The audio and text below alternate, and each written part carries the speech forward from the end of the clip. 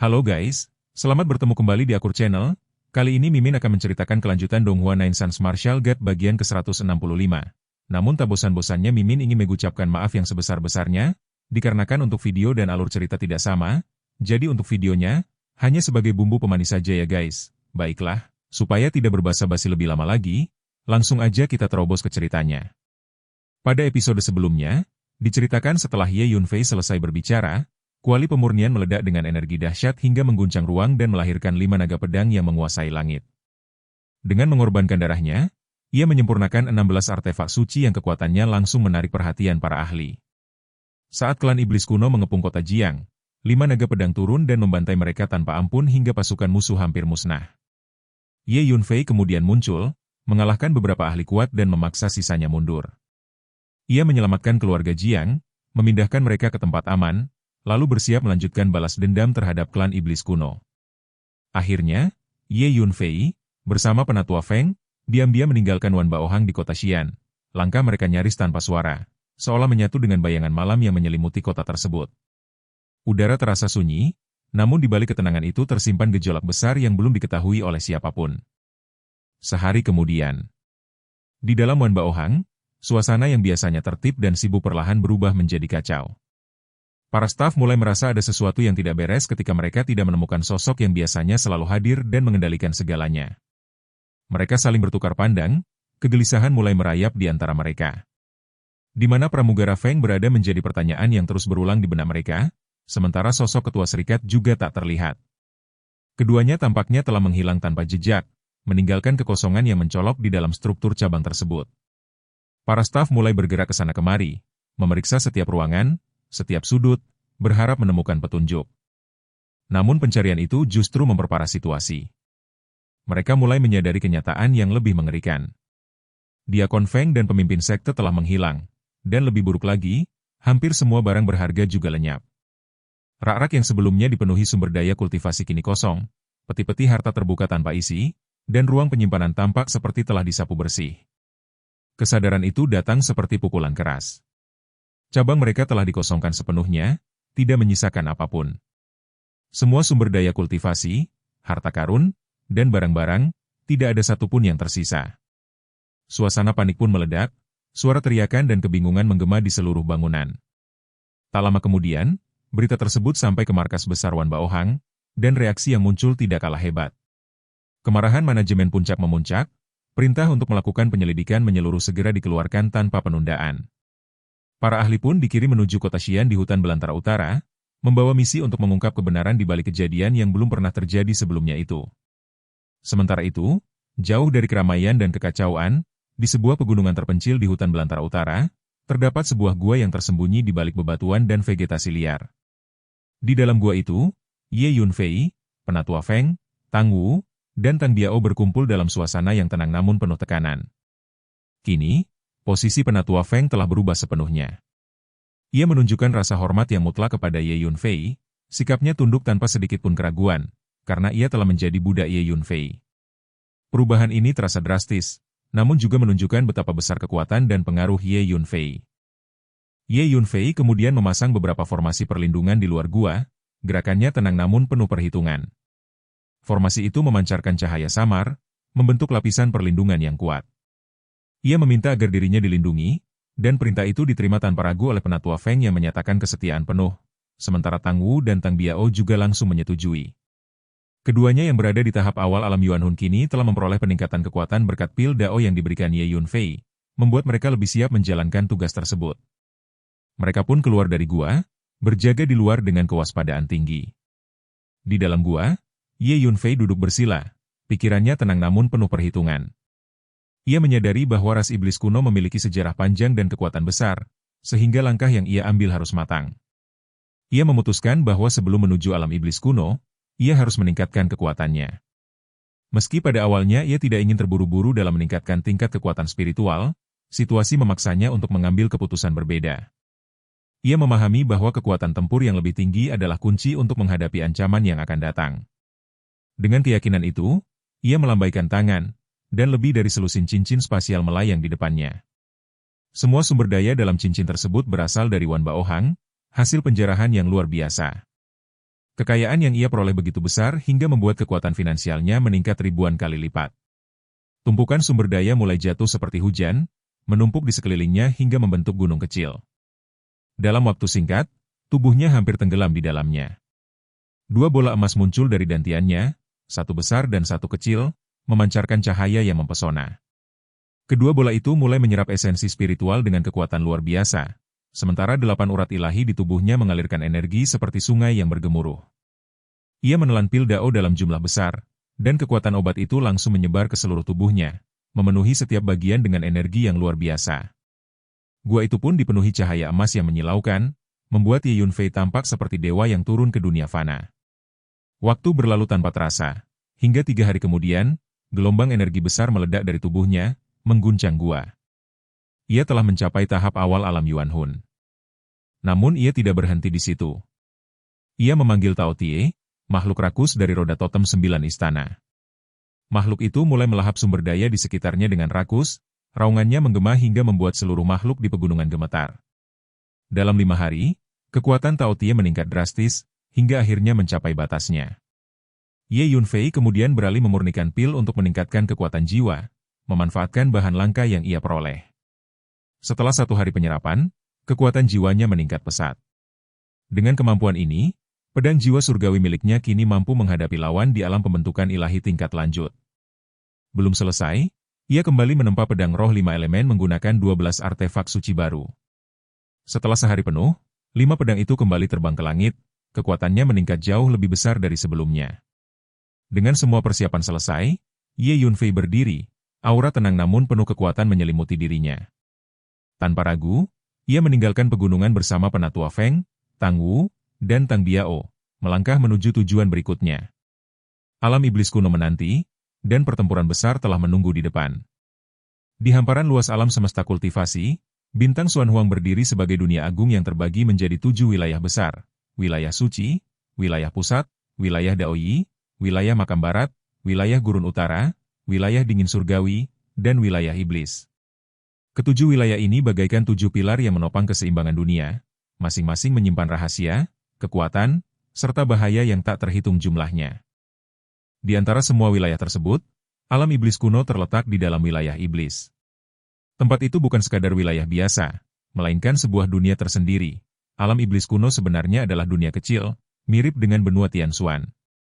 Sebuah dimensi yang terpisah namun tetap terhubung, menyimpan misteri yang tak dapat dipahami oleh kebanyakan orang.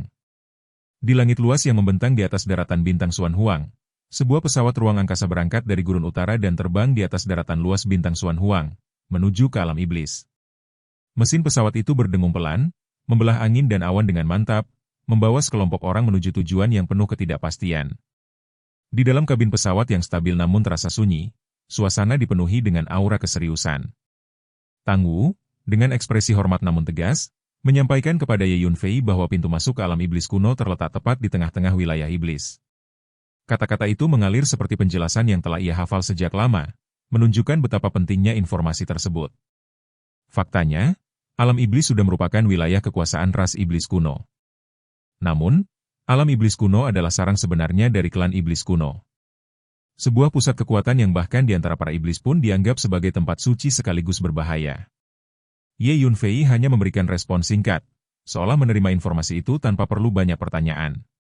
Sikapnya tenang, matanya dalam, seakan segala sesuatu telah ia perhitungkan jauh sebelumnya. Tiba-tiba, penatua Feng berbicara kepada Ye Yunfei, menjelaskan bahwa dirinya sebenarnya sangat mengenal alam iblis. Wan Baoxing memiliki beberapa cabang di sana. Ia pernah tinggal di alam iblis untuk waktu yang lama sebelum dipindahkan ke hutan belantara utara. Nada suaranya mengandung sedikit kenangan, seolah tempat itu menyimpan bagian dari masa lalunya.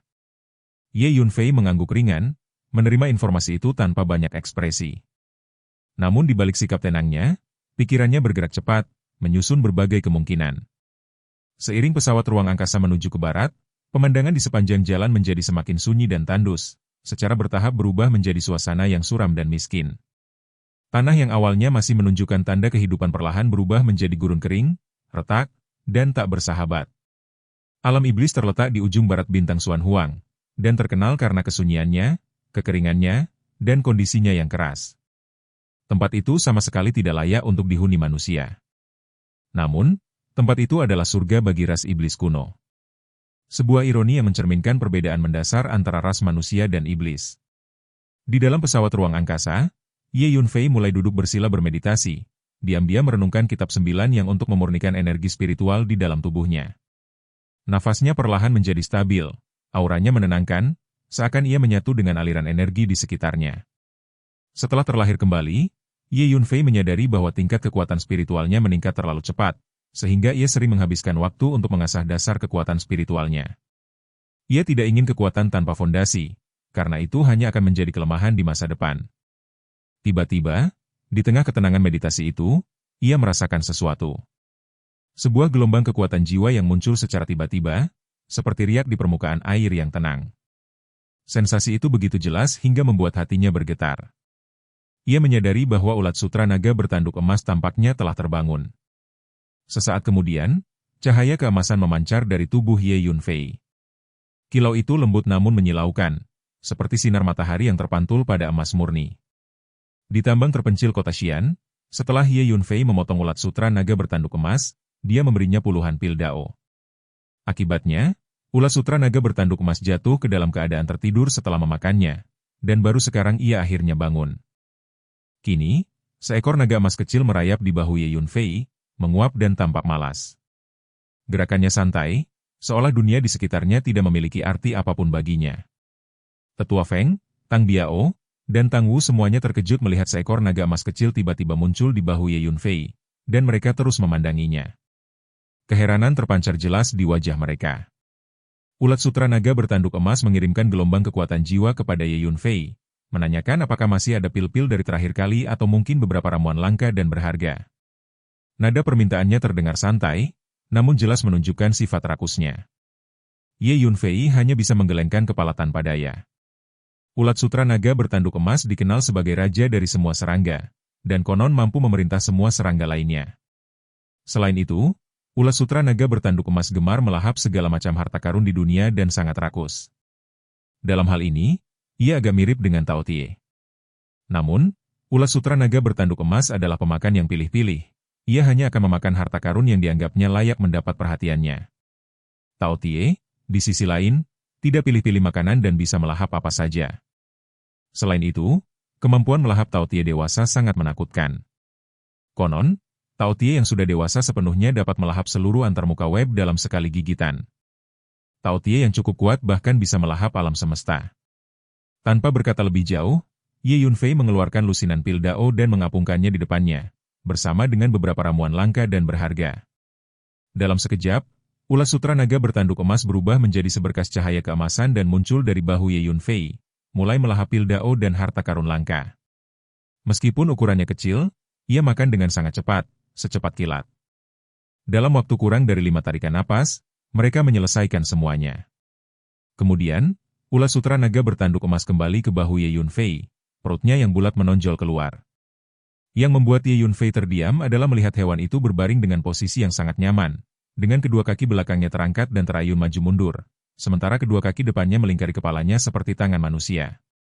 Melihat pemandangan itu, Hu Miao tak kuasa menahan diri untuk tidak mengerutkan bibir, memperhatikan tingkah santai makhluk kecil tersebut dengan rasa heran sekaligus geli.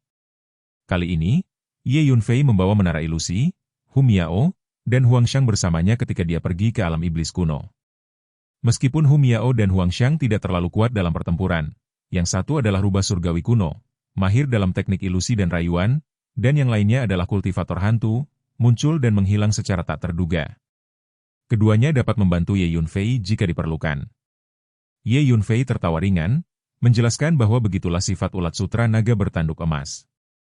Jangan lupa, ia adalah raja serangga dan dapat memerintah semua serangga di dunia. Dengan status dan posisi seperti itu, wajar jika mereka bersikap angkuh. Ulat sutra naga bertanduk emas kembali mengirimkan gelombang kekuatan jiwa kepada Ye Yunfei, menyatakan bahwa ia menganggap Ye Yunfei cukup baik, dan untuk sementara waktu ia akan tetap berada di sisinya, dengan syarat Ye Yunfei harus melayaninya dengan baik. Nada itu penuh keangkuhan, seolah keberadaannya adalah anugerah. Hu Miao tidak tahan lagi, memperlihatkan ketidaksukaannya terhadap sikap sombong makhluk kecil itu. Ye Yunfei hanya tersenyum tipis, tak mau berdebat dengan ulat sutra naga bertanduk emas. Baginya, Jika makhluk itu tumbuh dewasa dan tetap berada di sisinya, ia akan menjadi bantuan yang sangat besar. Dalam kelahiran kembali ini, Ye Yunfei bersumpah bahwa begitu ia merebut kembali tahta Kaisar Langit, ia pasti akan menyelesaikan urusan dengan ketiga Kaisar Langit, Tian Luo, Jin Wu, dan Yu Yue. Kenangan masa lalu itu seperti bara yang masih menyala di dalam hatinya. Seandainya bukan karena tiga Kaisar Langit yang melancarkan serangan mendadak saat Ye Yunfei sedang menjalani cobaan untuk menjadi dewa, bahkan jika Ye Yunfei gagal melewati cobaan tersebut, dia tidak akan mati dan terlahir kembali dengan secuil sisa jiwanya. Paling-paling, dia hanya akan menderita luka ringan. Ketiga Kaisar Langit tersebut adalah pendekar perkasa dengan otoritas mutlak di seluruh langit dan berbagai alam. Oleh karena itu, Ye Yunfei memahami bahwa akan sangat sulit baginya untuk menyelesaikan urusan dengan mereka di masa depan. Karena itu, ia mulai secara sadar mengembangkan beberapa asisten dan pengaruhnya sendiri. Salah satu alasan Ye Yunfei memperlakukan klan Tianying dengan sangat baik adalah karena dia ingin memenangkan hati mereka dan membina mereka menjadi basis kekuatannya sendiri. Di tengah suasana itu, Tang Wu kembali menunjukkan rasa ingin tahunya terhadap makhluk kecil di bahu Ye Yunfei, mempertanyakan identitasnya. Namun reaksi ulat sutra naga bertanduk emas sangat keras. Ia merasa tersinggung karena disebut sebagai serangga kecil, dan langsung berubah menjadi sinar keemasan yang melesat menuju Tang Wu. Dalam sekejap, Ye Yunfei bertindak. Dengan kekuatan jiwa yang tajam, ia menangkap makhluk itu sebelum sempat mencapai targetnya dan meletakkannya kembali di bahunya. Ia memahami betapa berbahayanya makhluk itu, karena sebelumnya telah terbukti bahwa ia mampu membunuh seseorang di tahap awal atau bahkan menengah alam Yuan Hun dalam sekejap. Tang Wu, yang merasakan tekanan mengerikan saat makhluk itu melompat, mundur puluhan langkah dengan wajah pucat dan keringat dingin. Ye Yunfei kemudian memperingatkan dengan tegas bahwa makhluk itu tidak boleh menyakiti orang-orang di sekitarnya. Nada pikirannya tajam, membawa tekanan yang tidak bisa diabaikan. Ketika ulat sutra naga bertanduk emas menunjukkan ketidakpuasan, Ye Yunfei melepaskan sedikit tekanan dari kekuatan jiwa yang mengandung jejak sisa jiwa Kaisar Langit. Seketika itu juga, makhluk kecil itu gemetar ketakutan, tubuhnya melemah. Ia tidak mampu menahan tekanan sebesar itu. Akhirnya, ia menyerah dan menyatakan bahwa ia hanya berniat menakut-nakuti.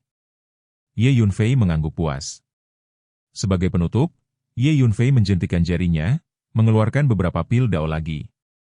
Ulat sutra naga bertanduk emas langsung melahapnya dengan penuh semangat. Setelah itu, makhluk kecil itu tampak puas, menepuk perut bulatnya, dan memperlihatkan sikap yang jauh lebih santai, seolah semua ketegangan sebelumnya tidak pernah terjadi. Pesawat ruang angkasa Ye Yunfei terbang dengan cepat di atas permukaan bintang Xuan Huang, membelah langit luas yang tak berujung dengan kecepatan yang hampir mustahil ditangkap oleh mata biasa. Kilau logam pesawat itu memantulkan cahaya redup dari langit, sementara aliran energi yang menggerakkannya berdenyut lembut seperti jantung yang hidup, menciptakan suasana hening namun penuh tekanan. Di dalam kabin yang tertutup rapat, Ye Yunfei terus duduk bersila, menutup matanya untuk beristirahat. Posturnya tegak, napasnya panjang dan stabil, seolah ia menyatu dengan ruang di sekitarnya.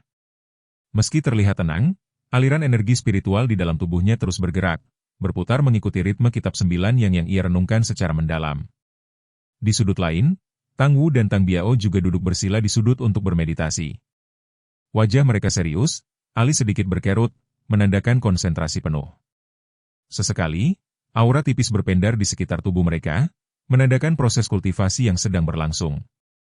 Sementara itu, Feng Lao bertanggung jawab untuk mengendalikan penerbangan pesawat ruang angkasa tersebut. Tangannya bergerak dengan mantap di atas kendali, matanya tajam mengamati arah dan perubahan arus energi di luar.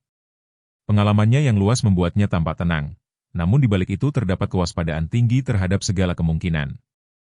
Di bahu kanan Ye Yunfei, ulat sutra naga bertanduk emas itu berbaring di bahu kanan Ye Yunfei, kakinya bersilang, tampak sangat santai, dan sesekali bersiul. Tingkahnya begitu kontras dengan suasana tegang di dalam pesawat, seolah ia berada di dunia yang sama sekali berbeda. Gerakan kecilnya, seperti menggoyangkan kaki dan meniup siulan ringan, memberi kesan santai yang hampir menjengkelkan. Hu Miao, yang memperhatikan dari dekat, merasa kesal hingga ingin menggertakkan giginya. Perasaan jengkel itu tergambar jelas dari ekspresi wajahnya, seakan ia tidak tahan melihat sikap santai berlebihan makhluk kecil itu. Waktu berlalu dalam keheningan yang panjang, hingga beberapa hari kemudian, Tetua Feng tiba-tiba berbicara. Suaranya memecah suasana sunyi, membawa kabar bahwa mereka akan segera memasuki alam iblis.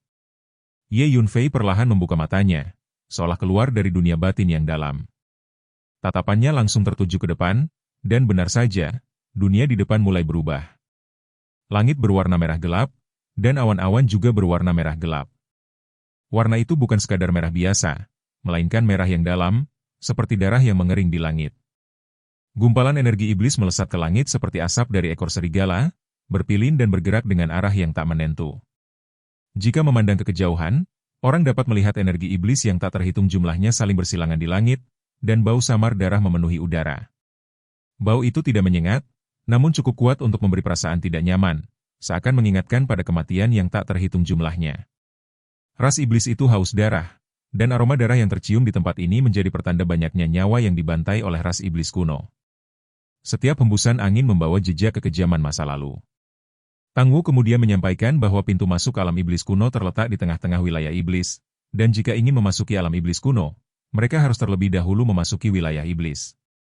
Penjelasan itu disampaikan dengan nada hati-hati, menunjukkan bahwa wilayah ini bukan tempat yang bisa dianggap enteng. Ye Yunfei merespon singkat, menunjukkan bahwa ia telah memahami situasinya. Ia kemudian memberikan instruksi kepada Tetua Feng untuk terus mengendalikan pesawat ruang angkasa tersebut, mengingat pengalaman Tetua Feng yang pernah menghabiskan waktu di alam iblis. Tiba-tiba, Ye Yunfei teringat sesuatu dan menanyakan tentang Ban Wan Bao, apakah memiliki cabang di alam iblis. Pertanyaan itu muncul begitu saja, namun jelas memiliki tujuan tersembunyi. Tetua Feng menjelaskan dengan rinci bahwa Wan Baohang memiliki total 3 cabang di alam iblis. Namun, di alam iblis, kekuatan yang paling dahsyat adalah klan iblis kuno. Dapat dikatakan bahwa 90% industri di alam iblis dimiliki oleh ras iblis kuno. Relatif sulit bagi kekuatan lain untuk berkembang di alam iblis. Oleh karena itu, ketiga cabang Wan Baohang tidak berkinerja baik dan memiliki kekayaan yang relatif sedikit. Penjelasan itu disampaikan dengan nada realistis, menunjukkan betapa dominannya ras iblis kuno di wilayah ini. Ye Yunfei mengerutkan kening, tampak berpikir. Kemudian ia kembali bertanya, mengenai seberapa besar kekayaan ras iblis kuno di alam iblis. Tetua Feng menjelaskan bahwa dari segi kekuatan, klan iblis kuno tidak dapat dibandingkan dengan sekte dan klan kuno di alam suci, tetapi dari segi kekayaan, klan iblis kuno jelas merupakan salah satu kekuatan terkaya di seluruh wilayah bintang Xuan Huang. Karena ras iblis kuno itu gemar bersikap agresif, mereka sering mengirim pasukan besar untuk berperang, menjarah, dan bahkan memusnahkan ras dan kekuatan yang lebih lemah. Secara khusus, ras iblis kuno akan mencoba segala cara untuk menaklukkan dan menjarah planet-planet terpencil atau dunia-dunia kecil. Oleh karena itu, ras iblis kuno itu sangat kaya. Ia juga menyebutkan adanya pepatah yang mengatakan bahwa separuh kekayaan ras iblis kuno berada di alam iblis, dan separuh lainnya tersembunyi di dunia iblis kuno. Oleh karena itu, di dalam alam iblis, ras iblis kuno memiliki kekayaan yang cukup besar. Karena telah lama berada di alam iblis, Tetua Feng sangat dengan situasi di sana. Mendengar semua itu, Ye Yunfei terdiam sejenak. Matanya menyipit, seolah menyusun rencana besar di dalam pikirannya. Kemudian, ia mengambil keputusan bahwa mereka tidak bisa meninggalkan alam iblis kuno dengan tangan kosong kali ini, dan harus merampok semua kekayaan klan iblis kuno. Ia juga memikirkan rencana untuk terlebih dahulu membuat kekacauan di alam iblis, lalu menyerbu dunia iblis kuno. Keputusan itu diambil dengan tenang, namun mengandung tekad yang kuat. Setelah mengetahui kekayaan luar biasa dari ras iblis kuno itu, Ye Yunfei tentu saja tidak akan melewatkannya. Ia membutuhkan banyak sumber daya untuk mendukung orang-orang di sekitarnya, serta untuk kultivasinya sendiri. Ia kemudian memerintahkan Tetua Feng untuk memimpin jalan dan merampok sebanyak mungkin, khususnya menargetkan kekayaan ras iblis kuno. Tetua Feng terkejut mendengar hal itu. Ia mengingatkan bahwa ras iblis kuno sangat kuat di alam iblis, dan jika mereka merampas harta benda ras iblis kuno, itu pasti akan memicu pengejaran mereka yang mengamuk. Namun, Ye Yunfei tetap tenang. Ia menyatakan bahwa ia datang ke sini kali ini untuk memusnahkan ras iblis kuno, dan bahwa ras iblis kuno telah datang untuk memburunya. Hal itu justru sesuai dengan tujuannya. Mendengar kata-kata itu, Feng Lao semakin terkejut. Sementara Tang Wu dan Tang Biao sudah menduga niat Ye Yunfei, Tetua Feng baru benar-benar menyadari skala ambisi tersebut. Ye Yunfei tetap bersikap tenang, hanya menyuruh Tetua Feng untuk melakukan apa yang diperintahkan. Sebagai seorang yang kini berstatus budak, Tetua Feng segera menyatakan kepatuhannya. Ia kemudian menyebutkan bahwa kota iblis terbesar di sekitar mereka adalah kota Tianlan, dan bahwa seorang ahli ulung dari klan iblis kuno di alam pembentukan ilahi secara pribadi mengawasi kota tersebut. Mendengar itu, Ye Yunfei langsung memutuskan untuk menghancurkan kota Tianlan terlebih dahulu, dan menyuruh Tetua Feng memimpin jalan. Pesawat ruang angkasa segera diarahkan menuju kota Tianlan. Sepanjang perjalanan, dunia dipenuhi dengan energi iblis. Udara terasa berat, seakan mengandung tekanan yang tak terlihat. Bayangan gelap sesekali melintas di kejauhan, menambah suasana mencekam. Setelah setengah hari, sebuah kota besar dengan gaya yang kasar muncul di hadapan mereka. Energi iblis yang bergemuruh muncul dari kota itu, dan raungan iblis yang menakutkan bergema dari waktu ke waktu di seluruh dunia. Tetua Feng menghentikan pesawat luar angkasa dan memberitahu bahwa itu adalah kota Tianlan. Ye Yunfei mengangguk, lalu melangkah keluar dari pesawat ruang angkasa, diikuti oleh Tetua Feng, Tang Biao, dan Tang Wu. Dengan satu gerakan ringan, Ye Yunfei menyimpan pesawat ruang angkasa itu. Kemudian, ia berjalan di udara menuju kota Tianlan, diikuti oleh ketiga orang di belakangnya. Tak lama kemudian, mereka tiba di gerbang utama kota Tianlan. Meskipun kota Tianlan adalah kota iblis, banyak pendekar manusia dapat bebas keluar masuk. Alam iblis memang wilayah ras iblis kuno, tetapi tidak tertutup bagi dunia luar. Namun, para ahli bela diri manusia biasa tidak akan memprovokasi ras iblis kuno ketika memasuki alam iblis. Begitu mereka tiba di gerbang kota, mereka dihentikan oleh iblis kuno bertubuh tinggi yang dengan dingin mengajukan pertanyaan mengenai token perjalanan iblis. Tanpa token tersebut, setiap orang harus membayar 1000 kristal roh tingkat tinggi. Puluhan iblis kuno menjaga gerbang kota, berdiri dengan sikap tegas dan aura mengintimidasi. Tetua Feng diam-diam menjelaskan kepada Ye Yunfei bahwa token iblis adalah token yang dikeluarkan oleh ras iblis kuno kepada kekuatan atau ahli berpengaruh, memungkinkan mereka bergerak bebas tanpa gangguan. Ye Yunfei hanya tersenyum dingin. Ia sudah bersiap untuk menyerang dan membunuh puluhan iblis kuno tersebut dalam satu serangan. Namun, sebelum ia sempat bertindak, sesuatu yang tak terduga terjadi. Seorang gadis cantik dan imut berpakaian ungu tiba-tiba berlari ke arah Ye Yunfei, dengan ekspresi penuh keterkejutan, seolah menemukan sesuatu yang sangat menarik di hadapannya. Gadis itu berusia sekitar 13 atau 14 tahun, dan dia tampak sangat muda, dengan mata yang polos dan penuh rasa ingin tahu. Wajahnya memancarkan kepolosan khas usia belia, dengan pipi yang masih menyimpan kelembutan masa kanak-kanak. Sorot matanya yang jernih seperti mata air pegunungan, tidak tercemar oleh tipu daya dunia luar, membuat siapapun yang melihatnya akan merasakan kehangatan yang ringan. Matanya yang berbinar tertuju pada ulat sutra naga bertanduk emas di bahu Ye Yunfei. Tatapan itu begitu fokus, seolah dunia di sekitarnya memudar dan hanya makhluk kecil itu yang menjadi pusat perhatiannya. Bahkan hembusan angin yang membawa aroma darah khas alam iblis pun tak mampu mengalihkan rasa penasarannya. Awalnya, ulat sutra naga bertanduk emas itu telah menarik kembali cahaya keemasannya, dan hanya sebesar ibu jari orang dewasa. Ia tergeletak miring di bahu kanan Ye Yunfei dan tidak menarik banyak perhatian. Tubuh kecilnya tampak seperti hiasan biasa, bahkan hampir tidak terlihat di tengah aura Ye Yunfei yang kuat. Namun, tanpa diduga, gadis itu tetap melihatnya secara kebetulan, seolah instingnya secara alami tertarik pada sesuatu yang luar biasa. Di dalam kesadaran Ye Yunfei, ia segera merasakan gejolak emosi dari ulat sutra naga bertanduk emas. Makhluk kecil itu merespons dengan rasa tersinggung yang begitu jelas, seolah harga dirinya diinjak-injak hanya karena disebut sebagai sesuatu yang remeh. Rasa seperti apa itu? Sebuah keangkuhan khas makhluk yang menganggap dirinya tinggi, bercampur dengan amarah yang mendidih. Ye Yunfei dapat merasakan bahwa ulat sutra naga bertanduk emas itu merasa dirinya begitu gagah berani dan luar biasa, namun gadis ini berani menyebutnya serangga kecil. Fluktuasi kekuatan jiwa yang terpancar dari makhluk itu menjadi lebih tajam, penuh ketidaksenangan. Gadis itu, tanpa menyadari badai kecil yang sedang terjadi, justru semakin terpikat. Dalam benaknya, ia merasa bahwa serangga kecil ini sepertinya marah dan bahkan menatapnya dengan tajam. Namun alih-alih takut, ia justru menganggapnya sebagai sesuatu yang imut-imut sekali. Perasaan kagum itu terpancar dari matanya, membuat ekspresinya semakin cerah. Ia menatap Ye Yunfei dengan rasa ingin tahu yang besar, membayangkan dari mana tuan muda itu menangkap cacing kecil ini, termasuk ras apa makhluk ini, dan bahkan memikirkan apakah ia akan menjualnya atau tidak. Keinginan untuk memiliki makhluk itu tumbuh dengan cepat, didorong oleh ketertarikan polos seorang gadis muda. Gadis itu menawan dan cantik, polos dan riang, mengenakan gaun ungu menyala yang berkibar lembut mengikuti gerak tubuhnya. Warna ungu itu tampak kontras dengan langit merah gelap alam iblis, membuat sosoknya tampak seperti bunga yang mekar di tengah tanah tandus. Wajahnya penuh kejutan, seolah ia baru saja menemukan harta karun langka. Ye Yunfei, yang melihat tingkahnya, hanya bisa menjawab dengan kesal. Ia menyampaikan bahwa jika makhluk itu disebut serangga kecil, ia akan marah. Ia bahkan menjelaskan bahwa makhluk itu mungkin akan lebih senang jika dipanggil naga kecil, karena ia menyebut dirinya sebagai raja.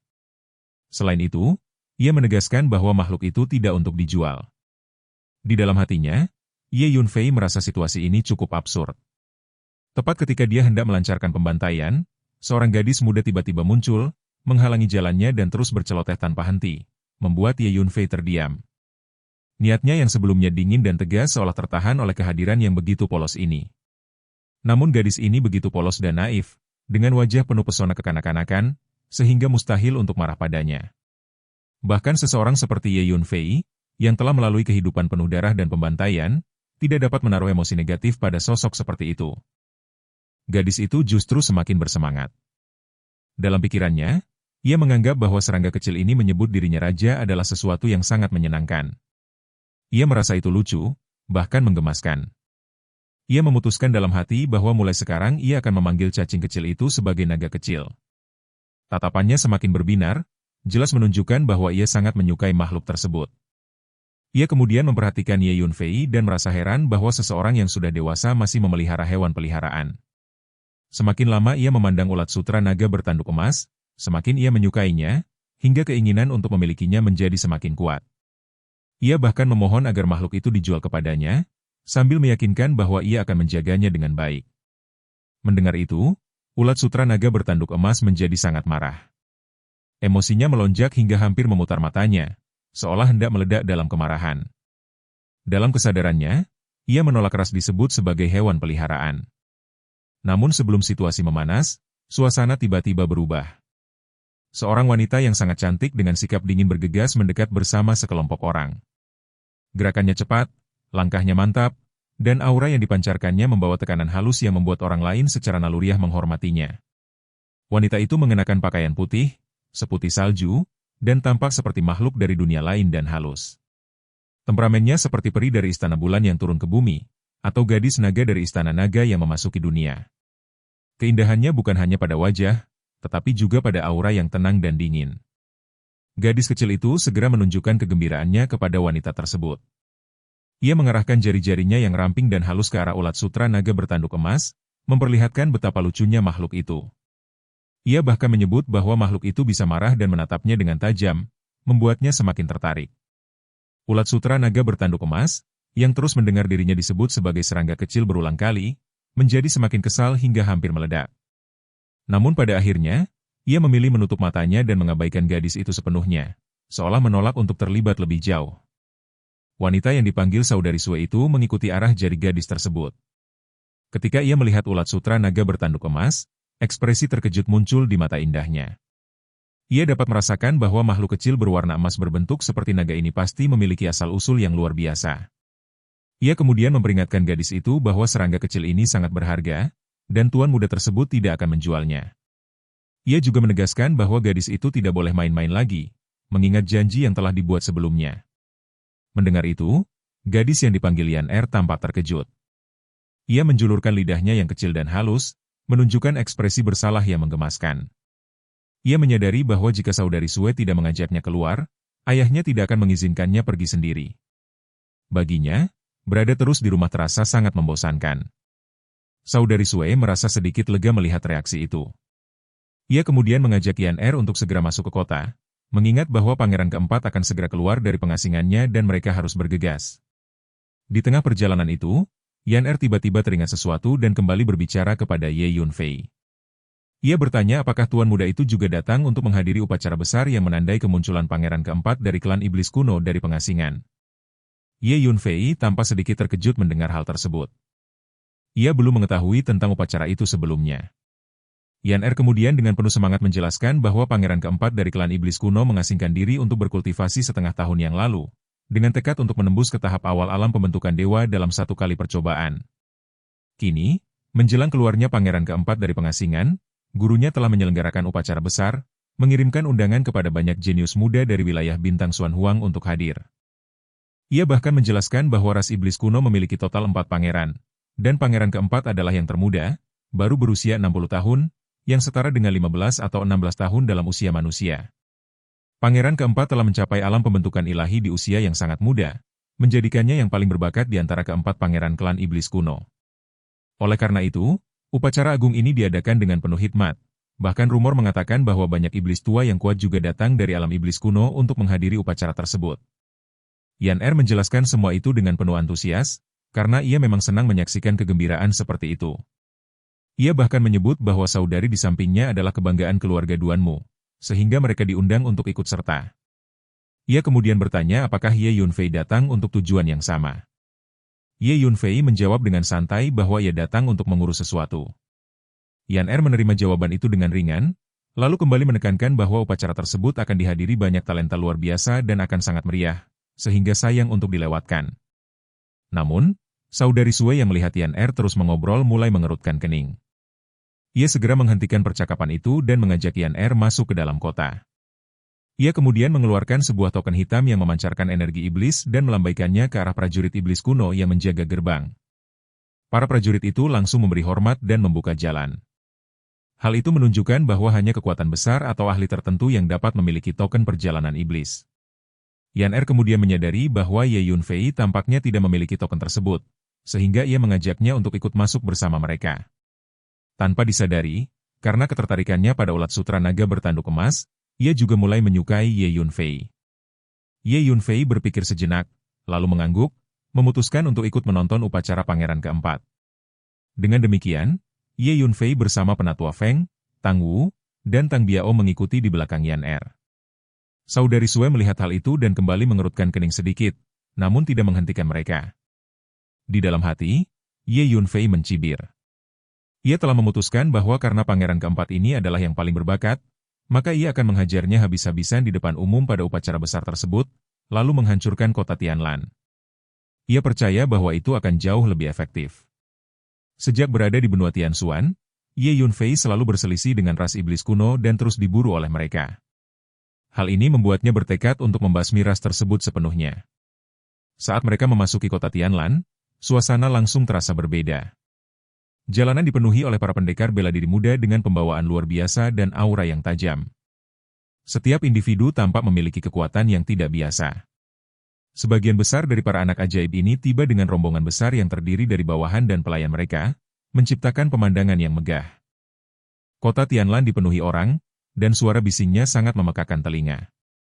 Beberapa dari para jenius ini bahkan menggunakan berbagai binatang iblis tingkat tinggi sebagai tunggangan, atau duduk bersila di atas harta sihir terbang yang berharga, berjalan dengan angkuh di udara. Bahkan ras iblis kuno pun harus memperlakukan para jenius ini dengan penuh hormat dan tidak berani menyinggung mereka sedikit pun. Sekilas saja sudah jelas bahwa para jenius yang terbang di langit ini memiliki latar belakang yang sangat kuat dan identitas yang luar biasa. Ye Yunfei dan kelompoknya, yang dipimpin oleh saudari Sue, berjalan menyusuri jalan dengan sangat tenang. Langkah mereka mantap dan tidak tergesa-gesa, seolah tidak terpengaruh oleh hiruk-pikuk kota Tianlan yang padat. Di tengah arus manusia yang ramai, keberadaan mereka tampak seperti arus yang berbeda, tenang, terkendali, dan penuh percaya diri. Namun, identitas Sue Jie dengan cepat dikenali. Dalam sekejap, bisikan mulai menyebar di antara para pendekar bela diri yang berada di sekitar mereka. Banyak mata tertuju ke arahnya, dan suara kagum mulai terdengar dari berbagai arah. Para pendekar bela diri muda itu memperhatikan bahwa Duanmu Sue dari keluarga Duanmu di alam suci juga telah tiba. Mereka mengetahui bahwa di usia muda ia memiliki kekuatan tingkat awal alam pembentukan ilahi, dan bahkan telah menguasai teknik seribu dingin, pusaka keluarga Duanmu, hingga tingkat ke-6. Ia pernah menantang dan mengalahkan seorang ahli alam pembentukan ilahi tingkat menengah. Fakta-fakta ini membuat reputasinya begitu menggetarkan. Banyak pendekar bela diri muda mengalihkan pandangan mereka ke arah saudari Sue, berbisik-bisik di antara mereka sendiri. Bisikan itu dipenuhi rasa kagum, iri, dan hormat yang bercampur menjadi satu. Akibatnya, kemanapun saudari Sue dan rombongannya pergi, banyak pendekar bela diri memberi jalan bagi mereka, dan tidak ada yang berani menghalangi jalan saudari Sue. Seolah ada garis tak terlihat yang secara otomatis terbuka di hadapan mereka. Banyak talenta muda berbakat selevel dengannya juga berinisiatif menyapa saudari Sue. Mereka menunjukkan sikap sopan, namun di balik itu tersimpan niat untuk menjalin hubungan dengan sosok yang memiliki masa depan cerah. Keluarga Duanmu adalah salah satu klan terkuat di alam suci, dan saudari Sue adalah bintang yang sedang naik daun di keluarga Duanmu, sehingga membuatnya sangat populer. Ditambah lagi, Duan Musue memiliki kecantikan yang memukau dan temperamen yang luar biasa, seperti dewi yang turun dari istana bulan, menarik perhatian penuh gairah dari banyak pendekar bela diri muda. Sementara itu, perhatian Yan Er sepenuhnya terfokus pada ulat sutra naga bertanduk emas. Dunia di sekitarnya seolah memudar, dan hanya makhluk kecil itu yang memenuhi pikirannya. Ia mulai mengajukan berbagai pertanyaan kepada Ye Yunfei, dengan rasa ingin tahu yang tak terbendung. Ia ingin mengetahui siapa nama cacing kecil itu, biasanya diberi makan apa, apakah sulit untuk merawatnya, dan apa yang paling disukainya. Bahkan, ia kembali menyarankan agar Ye Yunfei mempertimbangkan untuk menjualnya, dengan iming-iming sejumlah besar kristal spiritual. Seperti anak kecil yang penasaran, Yan Er terus mengajukan pertanyaan kepada Ye Yunfei. Kata-katanya mengalir tanpa henti, penuh semangat dan keingintahuan yang murni. Ia baru berusia 14 tahun dan telah dimanjakan dalam keluarganya sejak kecil. Ia masih berjiwa anak-anak, penuh kepolosan, dan menyukai segala sesuatu yang baru dan menarik. Hal itu membuatnya tidak memiliki batas dalam mengungkapkan rasa ingin tahunya. Ye Yunfei agak bingung dengan pertanyaan-pertanyaan tersebut. Bahkan seseorang seperti dirinya, yang telah melalui banyak pengalaman hidup, merasa sedikit kewalahan menghadapi arus pertanyaan yang tak berhenti itu. Sementara itu, ulat sutra naga bertanduk emas sudah sangat marah karena burung layang-layang terus memanggilnya serangga kecil. Ia akhirnya memilih untuk menutup matanya dan berpaling, ingin menghindari melihatnya sama sekali, seolah berharap dengan tidak melihat, ia bisa mengabaikan semua gangguan itu. Beberapa saat kemudian, dipimpin oleh Duan Musue, mereka tiba di sebuah alun-alun yang luas. Tempat itu terbuka lebar, dipenuhi oleh aura yang berat dan tekanan yang samar namun nyata. Di salah satu sudut alun-alun ini berdiri sebuah istana hitam yang memancarkan aura menyeramkan. Dindingnya tampak kokoh dan gelap, seperti menyerap cahaya di sekitarnya. Dari kejauhan saja, istana itu sudah memancarkan tekanan yang membuat orang merasa tidak nyaman.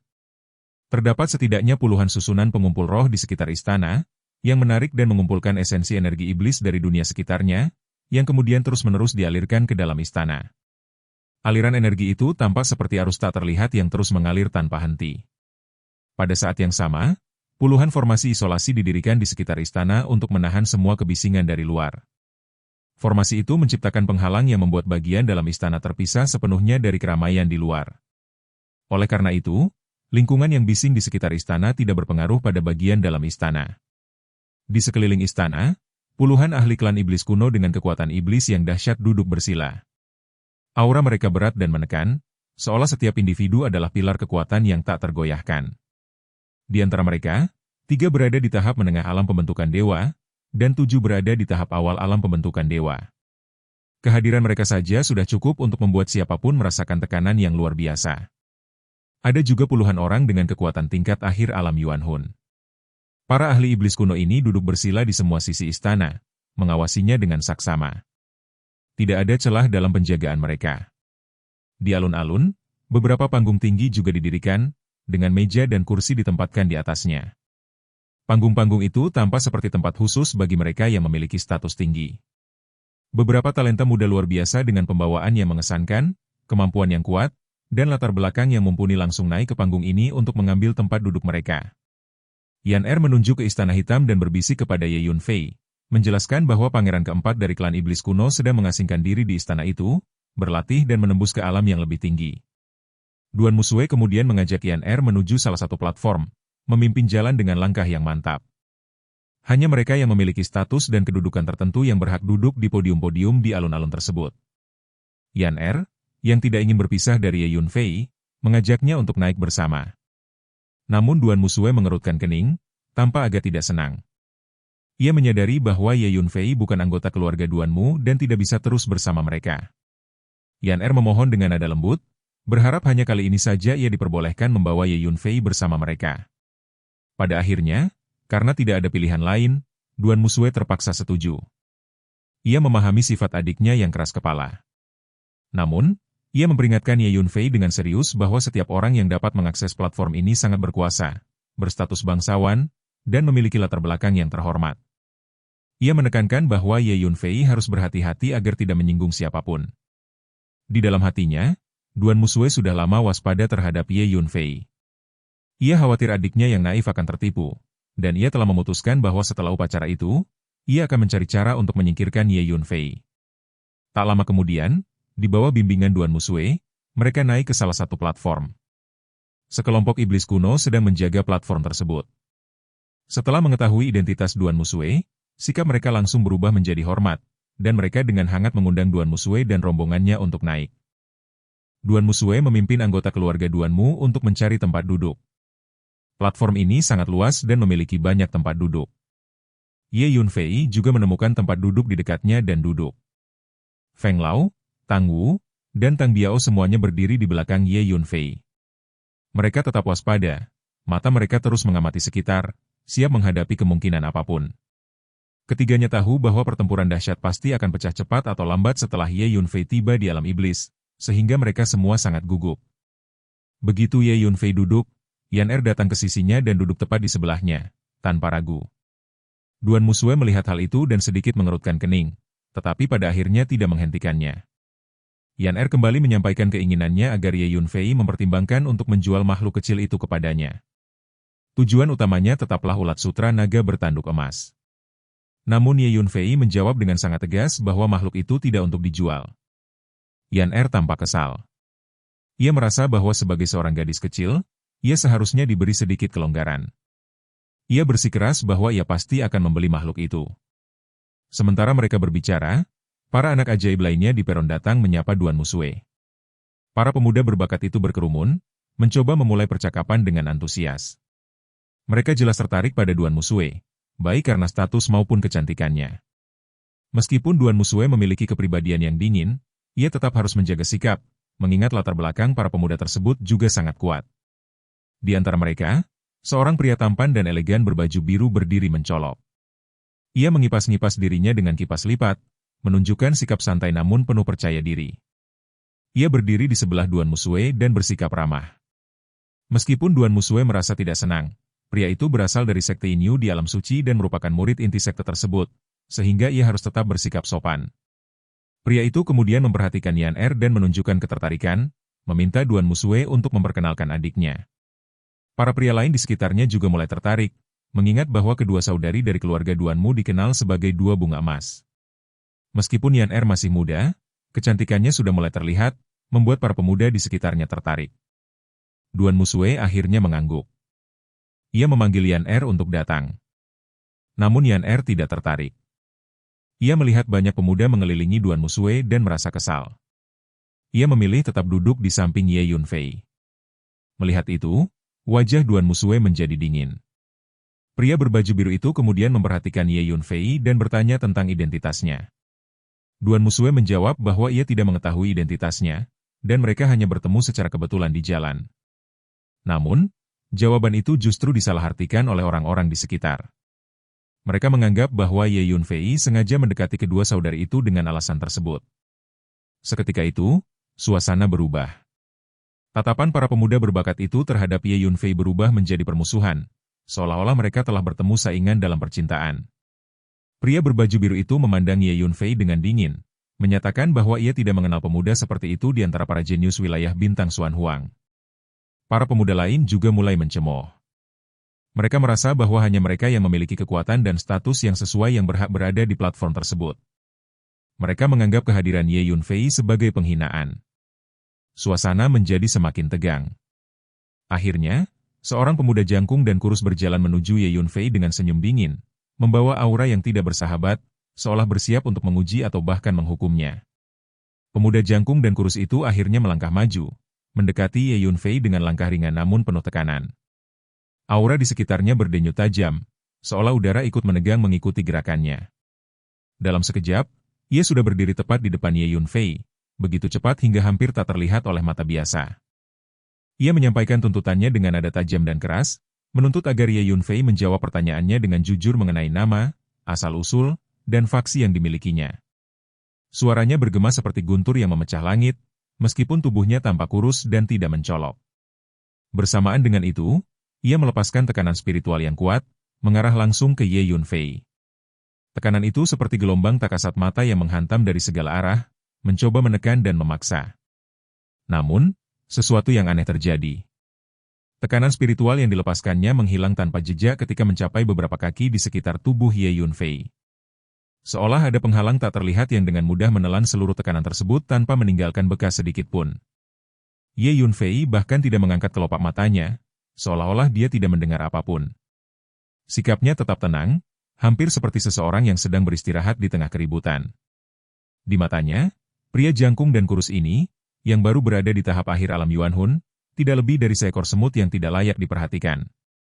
Yan Er, yang melihat situasi itu, segera menunjukkan kemarahannya. Ia merasa tidak adil bahwa seseorang harus menjawab pertanyaan seperti itu tanpa alasan yang jelas. Pemuda jangkung dan kurus itu mencibir, lalu mulai menjelaskan dengan nada merendahkan. Ia menganggap bahwa Yan Er masih muda dan belum memahami kejahatan hati manusia. Ia menyatakan bahwa sebagai putri dari keluarga Duanmu, Yan Er adalah wanita bangsawan, sementara Ye Yunfei hanyalah pemuda dengan asal-usul yang tidak diketahui yang jelas ingin memanfaatkan kesempatan untuk mendekatinya dengan motif tersembunyi. Ia juga menekankan bahwa mereka yang tidak memiliki status dan kemampuan yang memadai sama sekali tidak memenuhi syarat untuk duduk di podium ini. Baginya, kehadiran Ye Yunfei di tempat itu adalah penghinaan. Ia menyatakan bahwa ia harus menyelidiki latar belakang Ye Yunfei dan menghukumnya sesuai dengan perbuatannya. Yan Er segera membantah dengan marah. Ia menegaskan bahwa Ye Yunfei sama sekali tidak memanfaatkan kesempatan untuk mendekatinya, melainkan dirinya sendiri yang mengajak Ye Yunfei ikut bersamanya. Ia juga menegaskan bahwa siapapun yang mencoba mengusir Ye Yunfei harus berhadapan dengannya. Namun, pemuda jangkung dan kurus itu hanya tertawa sinis. Ia menyatakan bahwa meskipun Yan Er adalah putri keluarga Duanmu, jika ia memaksa mereka untuk duduk bersama seseorang yang tidak dikenal asal-usulnya, itu sama saja dengan menghina mereka semua. Ia bahkan menyiratkan bahwa tidak ada seorang pun yang akan menyetujui hal tersebut. Suasana di platform mulai memanas. Beberapa talenta muda lainnya ikut angkat bicara, menunjukkan ketidaksenangan mereka. Mereka memandang Ye Yunfei dengan hina, menyebut bahwa tidak ada alasan bagi seseorang seperti dirinya untuk berada di antara mereka. Bahkan ada yang menyarankan agar Ye Yunfei dipatahkan lengan dan kakinya lalu dibuang dari platform. Duan Musue akhirnya berbicara, menegur Yan Er agar tidak terus bersikap seperti itu dan memintanya untuk kembali. Namun Yan Er tidak menyerah. Ia memohon kepada Duan Musue untuk membantu Ye Yunfei, mengingat begitu banyak orang mencoba menindasnya. Duan Musue, dengan ekspresi dingin, menyatakan bahwa ia tidak bisa membantu. Ia memahami bahwa setiap orang di platform ini memiliki latar belakang kuat, dan bahkan dirinya tidak mampu menghadapi kekuatan gabungan dari begitu banyak talenta muda. Yan Er semakin cemas. Ia mengingatkan bahwa Duan Musue sendiri yang membawa Ye Yunfei ke platform tersebut, sehingga ia merasa bertanggung jawab. Namun Duan Musue tetap tegas. Ia bahkan memperingatkan bahwa jika Yan Er terus bersikap seperti itu, ia tidak akan pernah mengajaknya keluar lagi, dan ayah mereka akan menghukumnya. Ia kemudian menoleh ke arah Ye Yunfei, menyampaikan bahwa jika Ye Yunfei segera meninggalkan platform, ia bisa mencoba melindunginya agar tidak disakiti. Yan Er hendak berdebat lagi, namun saat itu, Ye Yunfei akhirnya berbicara. Dengan suara tenang dan datar, ia menyatakan bahwa tidak perlu memohon kepada siapapun, karena semut-semut itu tidak bisa berbuat apapun padanya. Suasana langsung berubah. Kata-kata Ye Yunfei menimbulkan kehebohan di platform tersebut. Sejenak, semua orang terdiam, seolah tidak percaya dengan apa yang baru saja mereka dengar. Lalu, seperti pasar yang meledak dalam keramaian, suara-suara mulai bermunculan dari segala arah. Tatapan terkejut, tidak percaya, bahkan marah, tertuju pada Ye Yunfei. Semua orang tahu bahwa setiap individu di platform ini adalah jenius muda dengan latar belakang luar biasa. Bahkan seorang ahli alam pembentukan ilahi pun harus berhati-hati terhadap mereka. Namun kini, seseorang berani menyebut mereka semua sebagai semut. Sebagian orang bahkan meragukan pendengaran mereka sendiri. Beberapa mulai mencibir, menganggap Ye Yunfei pasti sudah gila karena begitu sombong. Mereka menyatakan bahwa kecuali ia berasal dari salah satu kekuatan tertinggi di Tanah Suci, ia tidak akan bisa meninggalkan tempat ini dengan selamat. Pria berjubah biru, yang dikenal luas sebagai sosok yang berpengetahuan luas, ikut angkat bicara.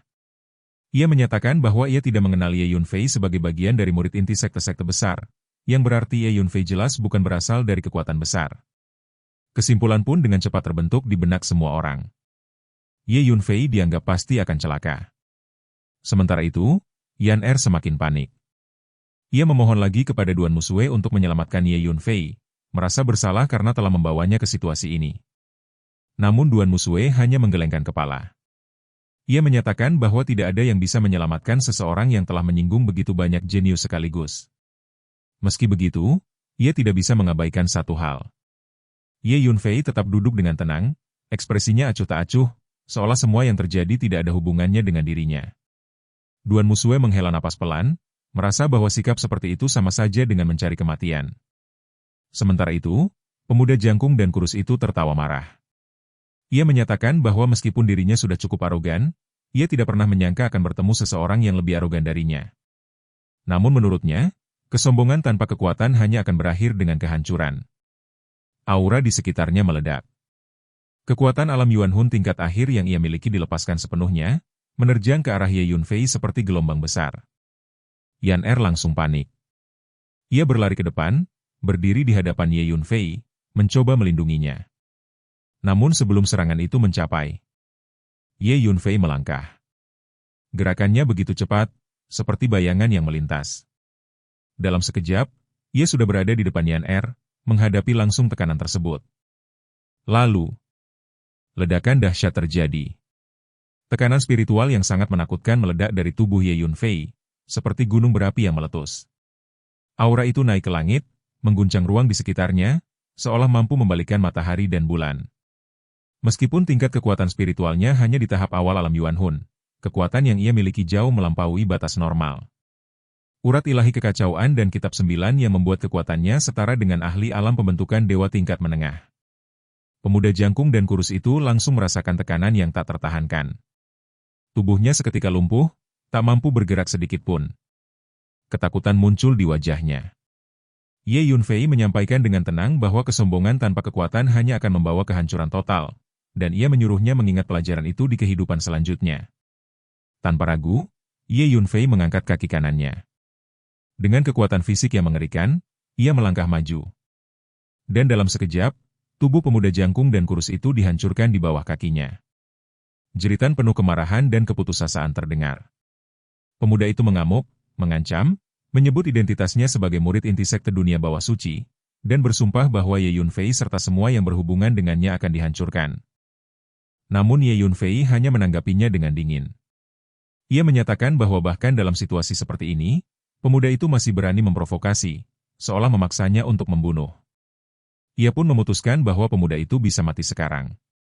Niat membunuh yang mengerikan langsung menyelimuti tubuh pemuda itu. Rasa takut akhirnya menguasainya. Ia memohon belas kasihan, bahkan meminta bantuan kepada Duan Musue.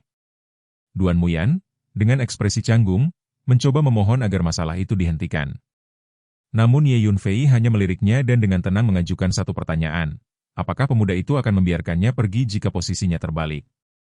Duan Muyan terdiam. Ia tidak bisa menjawab.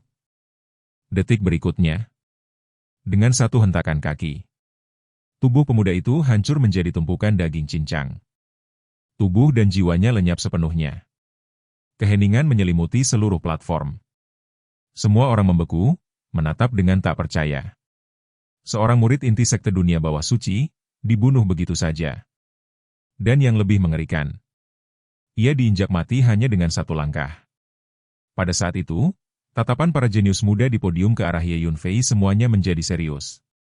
Suasana yang sebelumnya dipenuhi ejekan dan kesombongan perlahan berubah menjadi kehati-hatian yang kaku.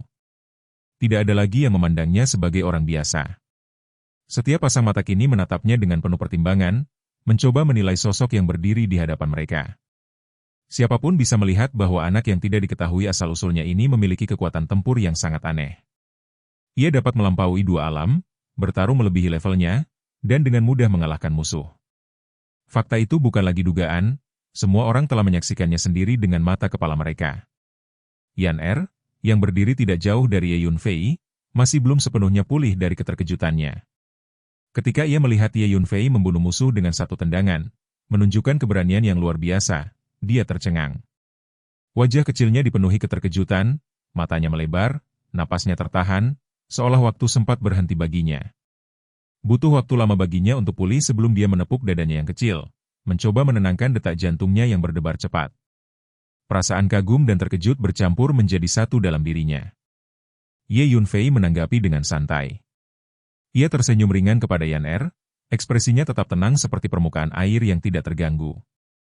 Dalam sikapnya, ia menegaskan bahwa ia telah mengatakan sebelumnya bahwa semut-semut itu tidak bisa berbuat apa-apa padanya, sehingga tidak perlu ada kekhawatiran sama sekali. Di dalam hatinya, Ye Yunfei merasakan kesan yang cukup baik terhadap Yan Er. Baru saja, di saat yang krusial, gadis itu tanpa ragu melangkah maju untuk melindunginya. Tindakan sederhana itu, meskipun mungkin naif, tetap menyentuh sisi tertentu dalam dirinya. Namun, kata-kata Ye Yunfei yang santai dan meremehkan itu justru membuat suasana kembali membeku. Ekspresi terkejut di wajah banyak jenius muda di podium berubah menjadi muram dan jelek setelah mendengar kata-kata tersebut. Wajah-wajah yang sebelumnya kagum kini kembali dipenuhi ketidaksenangan. Meskipun tindakan Ye Yunfei yang menginjak-injak murid inti sekte dunia bawah hingga tewas mengejutkan semua orang, namun bagi mereka, hal itu belum cukup untuk membuat mereka merasa takut sepenuhnya. Di platform ini, murid inti sekte dunia bawah hanyalah salah satu yang lebih lemah. Di antara mereka, terdapat beberapa jenius muda dengan kekuatan alam pembentukan ilahi. Bahkan ada yang telah mencapai tahap menengah dari alam pembentukan dewa. Aura mereka tersembunyi namun kuat, seperti gunung es yang hanya memperlihatkan puncaknya. Pria berpakaian biru yang sejak awal berada di sisi Duan Musue adalah salah satu yang terkuat di antara mereka. Tiba-tiba, seorang pria dengan kekuatan tingkat awal alam pembentukan ilahi melangkah maju. Gerakannya mantap, dan aura yang dilepaskannya seperti gelombang laut yang mengamuk, menekan Ye Yunfei dari segala arah. Ia menyatakan ketidaksenangannya terhadap tindakan Ye Yunfei yang melakukan pembunuhan di depan umum hanya karena perbedaan pendapat, seolah Ye Yunfei benar-benar mengabaikan keberadaan para jenius muda di tempat itu. Namun Ye Yunfei tetap tenang. Dengan gerakan sederhana, ia menjentikan jarinya. Momen berikutnya. Sebuah kekuatan tak kasat mata melesat keluar. Pedang jiwa surgawi dilepaskan, menembus ruang dengan kecepatan yang tak dapat diikuti mata, langsung menyerang lautan jiwa pria tersebut. Serangan itu sunyi, namun mematikan. Dengan tingkat kekuatan jiwa Ye Yunfei saat ini, teknik tersebut bahkan mampu menghadapi kultivator alam pembentukan ilahi tingkat lanjut. Pria itu sama sekali tidak memiliki kesempatan untuk bertahan. Jeritan menyayat terdengar. Tubuhnya terhempas ke belakang, darah mengalir dari mulut dan hidungnya, wajahnya pucat pasi, dan napasnya menjadi lemah. Namun itu belum berakhir. Ye Yunfei mengaktifkan jubah bayangan surgawi, tubuhnya melesat maju dengan kecepatan luar biasa. Dalam sekejap, ia sudah berdiri tepat di depan pria itu. Tanpa ragu, ia melepaskan kekuatan fisiknya. Tinju Ye Yunfei membesar, mengembang seperti bukit kecil, membawa kekuatan yang luar biasa. Dalam satu hantaman, tubuh pria itu langsung meledak, berubah menjadi kabut darah yang tersebar di udara. Sunyi. Suara tenang Ye Yunfei terdengar di tengah keheningan itu, menantang siapapun yang berani memprovokasi dirinya untuk segera maju tanpa membuang waktu. Alun-alun kembali diselimuti keheningan yang mencekam. Satu pukulan saja sudah membunuh seorang ahli alam pembentukan ilahi tahap awal. Kekuatan tempur yang ditunjukkan Ye Yunfei sangat menakutkan. Lebih dari itu, kekejaman dan ketegasannya dalam membunuh membuat para jenius muda di platform tersebut merasakan tekanan yang tidak bisa diabaikan. Untuk sesaat, tak seorang pun berani maju. Bahkan pria berjubah biru, yang berada di tahap menengah alam pembentukan ilahi, mulai memandang Ye Yunfei dengan sedikit rasa khawatir. Ia akhirnya bertanya dengan suara berat mengenai identitas dan latar belakang Ye Yunfei, merasa bahwa seseorang dengan kekuatan seperti itu tidak mungkin tidak dikenal.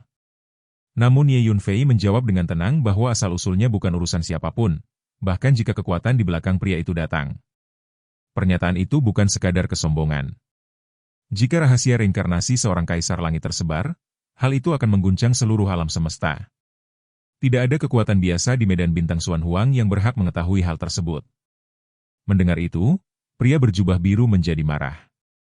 Tatapannya menajam, namun setelah beberapa saat, ia menahan diri. Ia memilih untuk mundur dan duduk kembali. Ia tidak berani bertindak. Keributan di platform itu telah menarik perhatian seluruh alun-alun. Namun tidak ada yang berani ikut campur. Semua orang tahu bahwa mereka yang berada di platform itu adalah jenius dengan latar belakang besar. Pertarungan di antara mereka bukanlah sesuatu yang bisa disentuh oleh orang biasa. Para anggota klan iblis kuno yang menjaga platform juga memilih diam. Mereka menyadari bahwa Ye Yunfei kemungkinan memiliki latar belakang luar biasa, sehingga tidak ingin terlibat. Sementara itu, Ye Yunfei telah mengubah penampilan dan aura jiwanya menggunakan teknik 1000 transformasi, sehingga tidak ada yang mengenalinya. Ia kembali duduk dengan santai. Yan Er mengikuti di sampingnya, menatapnya dengan penuh kekaguman, seperti seorang penggemar kecil yang baru saja melihat sesuatu yang luar biasa. Namun Duan Musue segera datang, menarik Yan Er menjauh, dan memperingatkan Ye Yunfei bahwa ia telah membunuh murid inti sekte dunia bawah dan seorang jenius penting dari sekte Tongtian. Kedua kekuatan itu tidak akan membiarkannya pergi. Ye Yunfei tetap tenang, menyatakan bahwa jika mereka berani memprovokasi dirinya, ia akan membunuh mereka. Jawaban itu membuat Duan Musue semakin kesal. Ia menegur bahwa kesombongan seperti itu tidak akan membawa hasil baik, lalu pergi menjauh. Yan Er hanya bisa menatap ulat sutra naga bertanduk emas dengan penuh keinginan. Air liur hampir menetes, menunjukkan betapa ia sangat menginginkannya. Namun ia tidak berani mendekat. Ye Yunfei hanya tersenyum kecil melihat itu. Ia tahu betapa berharganya makhluk kecil itu. Setelah dewasa, ia akan menjadi kekuatan yang luar biasa. Tiba-tiba, ledakan besar terdengar. Seberkas cahaya iblis yang menjulang ke langit melesat dari istana hitam di sudut alun-alun. Energi itu mengguncang ruang dan langit, menciptakan tekanan yang luar biasa. Pangeran keempat dari klan iblis kuno telah muncul dari pengasingan. Kerumunan langsung bergejolak. Diskusi dan bisikan menyebar ke seluruh penjuru. Semua orang membicarakan bakat luar biasa pangeran keempat yang di usia setara manusia 15 atau 16 tahun telah mencapai alam pembentukan ilahi. Banyak yang datang untuk menyaksikan dan menjalin hubungan dengan sosok yang diprediksi akan menjadi tokoh besar di masa depan. Para ahli iblis kuno yang menjaga istana menunjukkan senyum puas, bangga terhadap pangeran mereka. Namun, di tengah semua itu, Ye Yunfei menatap istana iblis dengan tatapan tenang. Di dalam hatinya, ia telah membuat keputusan. Ia akan menghajar pangeran keempat itu di depan semua orang, lalu melakukan pembantaian dan menghancurkan kota ini. Baginya, ras iblis kuno tidak layak mendapatkan belas kasihan. Kenangan akan penderitaan di benua Tianxuan masih melekat kuat dalam benaknya. Pasukan iblis kuno telah menyerang 2 kali, membawa kehancuran dan penderitaan. Bahkan kini, masih ada manusia yang diperbudak di alam iblis kuno, hidup dalam penderitaan yang lebih buruk dari kematian. Pintu istana perlahan terbuka. Seorang pemuda jangkung dan gagah dari ras iblis kuno melangkah keluar dengan kepala tegak. Pangeran keempat dari klan iblis kuno telah muncul. Dan, adegan ini pun mengakhiri pertemuan kita kali ini. Terima kasih kepada semua yang telah menyimak dari awal sampai akhir video ini. Dan juga Mimin ingin mengucapkan terima kasih yang sebesar-besarnya kepada semua yang sudah subscribe Akur Channel. Semoga semuanya dimudahkan rezekinya, dan dilancarkan segala urusannya, juga disehatkan selalu setiap saat, dan terhindar dari segala penyakit. Amin.